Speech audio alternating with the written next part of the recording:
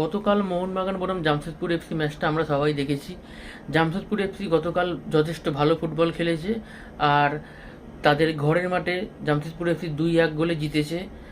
তাতে আমাদের কোনো কিছু যায় আসে না।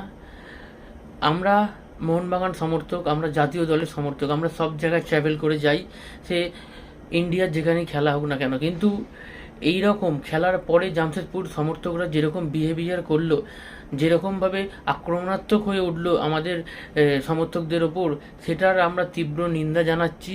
এটি একদমই একদম বাজে একটা জিনিস হয়েছে। আমাদের মোহনবাগানি বন্ধুর কিন্তু মাথা ফেটে গিয়েছে। আর কালকে গতকাল সেখানকার পুলিশ প্রশাসনও কিন্তু কিছু করেনি। সো আমরা এই ব্যাপারটিতে বেশ ক্ষুব্ধ রয়েছি। আমরা কিন্তু 7 তারিখে কিন্তু এর বদলা নিতে চাই।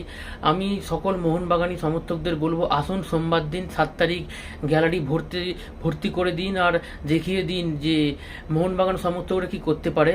খেলার মাঠে আমরা তো জিতবই, আমরা সেই আশা রাখি। আর ওদের সমর্থকদের আমি বলতে চাই যে যদি দম থাকে সোমবার দিন মাঠে তোরা আয়, আর দেখাবো কত ধানে কত চাল। মোহনবাগান সমর্থকরা যে কি, সেদিন তোরা বুঝতে পারবি। আর জামশেদপুর কর্মকর্তাদের উদ্দেশ্যে বলছি, যদি দম থাকে তো জামশেদপুর সমর্থকদের সোমবার দিন মাঠে যুবভারতী ক্রীড়াঙ্গনে একবার আসার জন্য বলছি। যদি দম থাকে মাঠে আয়, দেখাবো মোহনবাগান সমর্থকরা কী করতে পারে।